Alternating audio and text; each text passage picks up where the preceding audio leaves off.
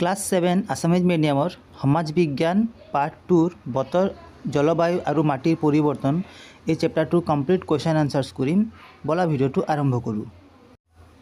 অনুশীলনী 1ৰ প্ৰথম কুৱেশ্যন হৈছে বতৰ আৰু জলবায়ুৰ দুটা পাৰ্থক্য লিখা। ইয়াৰ উত্তৰটো হ'ব বতৰ হ'ল কোনো ঠাইৰ বায়ুমণ্ডলৰ ছুটি সময়ৰ অৱস্থা, কিন্তু জলবায়ু হ'ল দীৰ্ঘদিনৰ গড় অৱস্থা। 2 নম্বৰ হৈছে বতৰ সঘনাই সলনি হয়, কিন্তু জলবায়ু সহজে সলনি নহয়। খ নম্বৰ প্ৰশ্ন, বতাহ কেনেকৈ এটা অঞ্চলৰ পৰা আন এটা অঞ্চললৈ প্ৰবাহিত হয়? ইয়াৰ উত্তৰটো হ'ব বায়ুৰ চাপৰ তাৰতম্যৰ বাবে অৰ্থাৎ উচ্চ চাপৰ অঞ্চলৰ পৰা নিম্ন চাপৰ অঞ্চললৈ বতাহ প্ৰবাহিত হয়। গ নম্বৰ প্ৰশ্ন, বায়ুমণ্ডলৰ উষ্ণতাৰ প্ৰধান উৎস কি হয়? ইয়াৰ উত্তৰটো হ'ব সূৰ্য। ঘ নম্বৰ প্ৰশ্ন সুধিছে আৰ্দ্ৰতা কি? আৰ্দ্ৰতাৰ উত্তৰটো হৈছে বতাহৰ বা বায়ুমণ্ডলৰ মিহলি হৈ থকা জলীয় বাষ্পৰ পৰিমাণকে আৰ্দ্ৰতা বোলে। ঙ প্ৰশ্ন, ইয়াত সুধিছে বায়ুৰ চাপ জোখা যন্ত্ৰটোৰ নাম কি? ইয়াৰ উত্তৰটো হ'ব বেৰ'মিটাৰ। প্ৰথম প্ৰশ্ন, বতৰ আৰু জলবায়ু নিয়ন্ত্ৰণ কৰা তিনিটা কাৰক নাম লিখা। ইয়াৰ উত্তৰটো হ'ব বিষুৱ ৰেখাৰ পৰা দূৰত্ব, সাগৰৰ পৃষ্ঠৰ পৰা উচ্চতা আৰু পাহাৰ পৰ্বতৰ অৱস্থান। 2 নম্বৰ প্ৰশ্নত সুধিছে বৰষুণৰ সৃষ্টি কেনেকৈ হয়? ইয়াৰ উত্তৰটো হ'ব সূৰ্যৰ উত্তাপত নদী সাগৰ পানীৰ জলীয় বাষ্প হৈ ওপৰলৈ উঠি যায়। ওপৰত এই বাষ্প ঠাণ্ডা হৈ ডাৱৰৰ সৃষ্টি কৰে।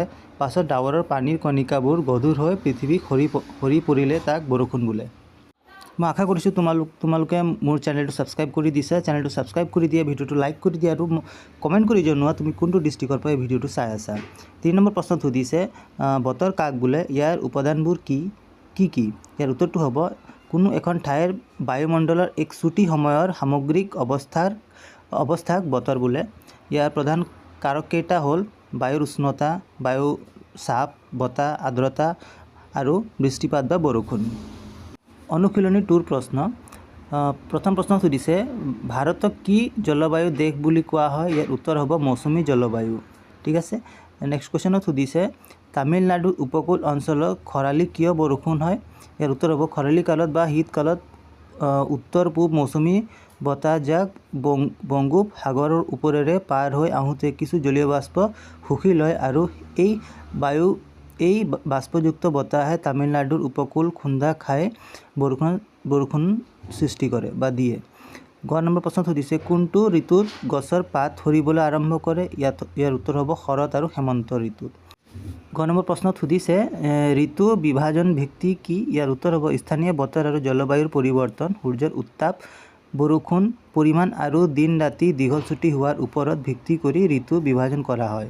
গ নম্বৰ প্ৰশ্নত সুধিছে দক্ষিণ পশ্চিম মৌচুমী বতাহ ভাৰতলৈ কোন দুখন সাগৰৰ ওপৰেৰে আহে?